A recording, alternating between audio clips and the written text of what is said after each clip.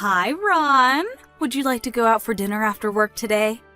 I'd be even happier if you got a reservation at a restaurant with a view.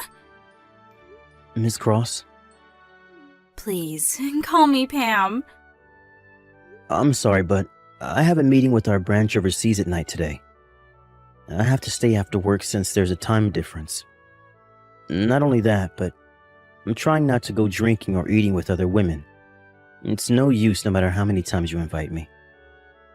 What? How many times have you turned me down like this until now?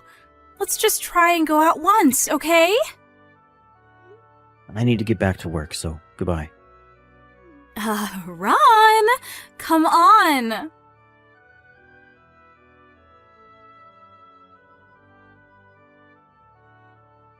Hi, Claire. I'm finally done with work. Must have been a hard day. Sorry about today. I was planning on having dinner at your apartment after work today, but... It's alright, don't worry about it. Still though, this overtime came out of nowhere. Yep, it was suddenly decided that we would have a meeting with our overseas branch. There was a time difference as well, so it was a mess. Make sure to get some rest, alright?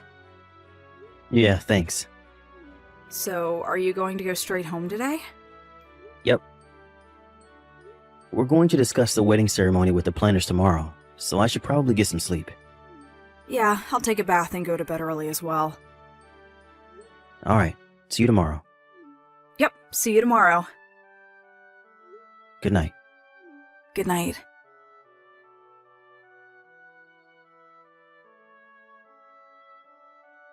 Hi, Claire. You probably still have no boyfriend because you're so ugly, right? Oh, it's you again, Pam. What do you mean it's you again? I've told you this 1,000 times. I cut ties with you and everyone else in my family once I graduated high school and was kicked out of home. Haven't you noticed that just because you got my new phone number from my friends who didn't know what happened doesn't mean I'm gladly welcoming your texts? Of course! That's why I'm texting you.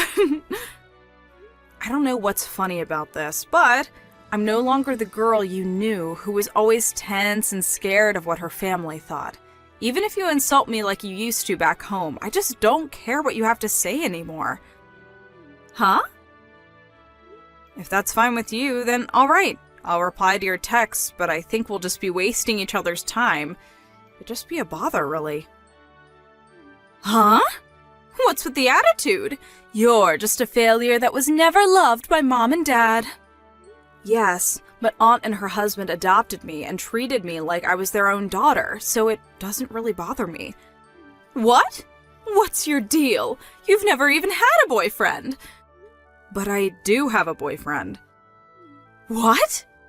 There's something I need to take care of now. Bye. Hey! You really surprised me. There's no way an ugly woman like you could ever get a boyfriend. You're lying.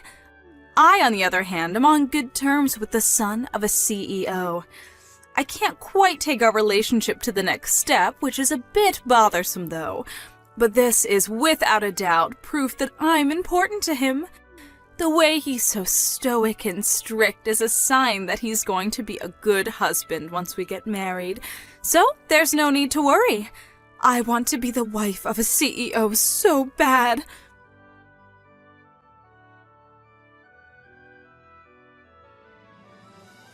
Hi, Ron. What's the meaning of this? What is it, Miss Cross? The invitation to your wedding ceremony that you are handing out to everyone in the department?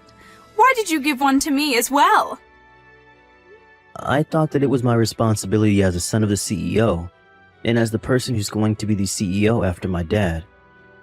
My fiancé agreed to it as well, so it was decided that I would invite everyone in the company to our wedding reception.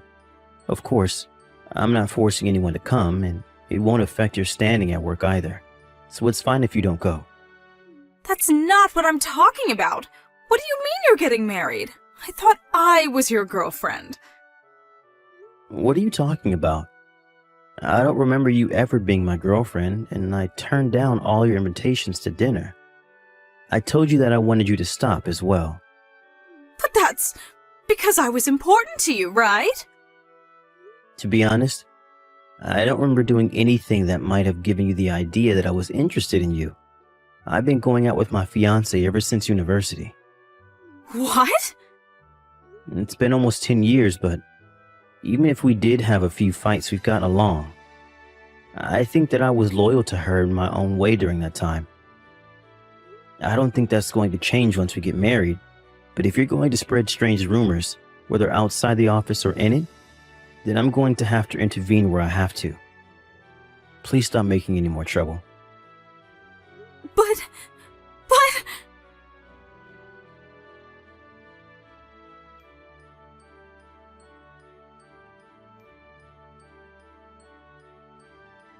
Hold on. What's the meaning of this?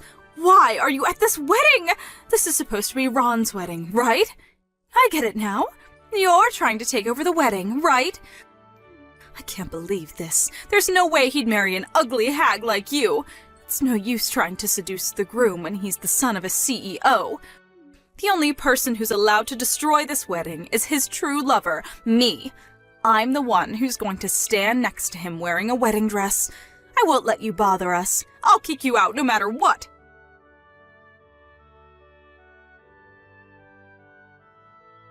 That's what you get.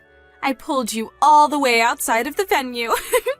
I came up with it on the fly, but me rubbing balls of dirt I made from the flower bed was effective as well. That was so fun! No, not only can you no longer enter the venue, but you won't be able to show yourself to Ron. That was you, Pam? Yep. Did you not notice because I had gotten so much prettier? I can vaguely recognize you, but I was surprised because the evil determination on your face was so evident. What? I just told Ron what you did to me. Huh? So what if you told him? He's not going to help someone like you even if you did. On the other hand, he is going to treat me like a hero now for saving his wedding. There's no way a hag like you could ever be a bride. Oh my, this might be my chance. Pam, did you read the names of the bride and groom on the wedding invitation?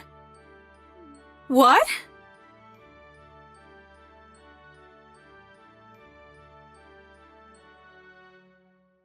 Miss Cross, what are you doing to my bride? I just got to Claire. She was covered in dirt. This is horrible. What's going on? Claire told you, right? Look at the names of the bride and groom on the wedding. Okay.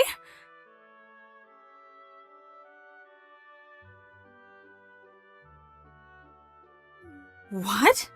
Is this my sister? Huh? My sister's name is written as the bride's name. Claire's last name changed because she was adopted by her aunt. But it seems that you met your aunt now and then as well, so you must know her last name was Nelson, right? Did you not think anything when you saw Claire Nelson? I didn't look at the invitation properly. Huh? I didn't want to look at the bride's name since it would make me feel like I had lost. I didn't want to know the name of the person who stood in my way of becoming a celebrity wife. How should I have known that the wife of Ron, who's so high-spec'd, is my ugly failure of a sister? I don't appreciate you insulting my fiancé like that, but... Oh no, it's just that... But Claire says that isn't the problem, so I'll pretend I didn't hear it. You understand now though, right? My fiancé, Claire, is your sister. That's impossible.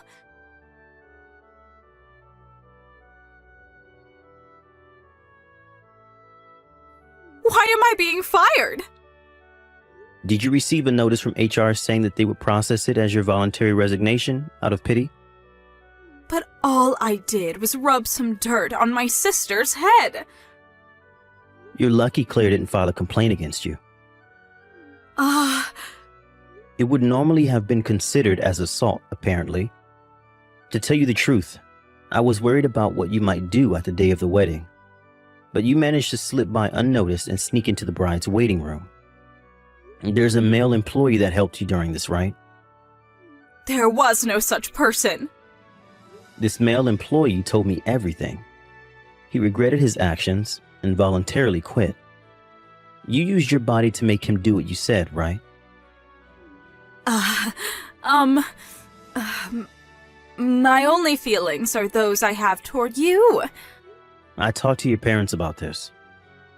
What? Mom and Dad? What did they tell you? I told them that I wouldn't file a complaint and let you off with a standard alimony if they accepted one condition. Mom and Dad help me? It must be because they love me so much. Because unlike Claire, who is an ugly good-for-nothing, I was pretty and talented. I don't know whether you would call this saving you, but... So? What conditions did you give them? Firstly, you three would erase all the contact information you have of Claire, and that you would never bother her again. Oh, that much is nothing. Who cares if I can no longer see Claire? I'd gladly accept those conditions. Secondly, the three of you will move somewhere far away. Huh? What? You're telling me to move? That means I won't be able to see you anymore. And Dad's company doesn't have a relocation system, which means that Dad will have to quit his job as well. This isn't my problem. If you don't like the conditions, then I'll file a complaint. You'll probably get a criminal record if you don't accept. I don't want that. Then, you'll have to do what I say. This is so unfair. All I wanted was to marry you and become the wife of a CEO. To think that my sister would steal that from me. She didn't steal me from you. All you did was cause trouble on your own. You haven't even reached the starting point. But we were in love. No, we weren't. You were just being delusional this whole time. Well then, I doubt we'll ever meet again, but... Wait, Ron! Think this through. I could be a much better wife than Claire could ever be. Don't ever show yourself to me or Claire ever again. Ron, please! Goodbye.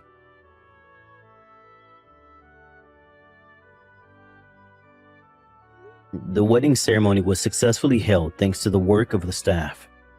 We turned in our marriage papers as well that day. We wrote Claire's aunt and her husband's names as our guarantors, since they had shown up to the wedding as Claire's parents. The alimony I asked from Miss Cross was also paid. Apparently, they got the money by selling their house that was already 80 years old. According to Claire, her former parents loved Pam so much that they probably spent a fortune on her, and so couldn't save up for their retirement. For now it seemed that they're going to live off Pam's father's retirement money. But it was revealed that her parents were actually in debt. Pam was forced to help in paying back the debt, and so she now works multiple part-time jobs non-stop. Apparently one of these jobs is working at a brothel. Why am I not surprised? After all, she did get one of the male employees at the wedding to do what she said by selling him her body. Anyways, Pam was able to pay back their debt quicker than anyone would have guessed, since apparently her job at the brothel actually paid pretty well. She now spends every day more or less in the same manner, work a few hours during the day, and work a few more hours at night at the brothel. Apart from losing a few friends after the incident, things more or less seem to have worked out for her.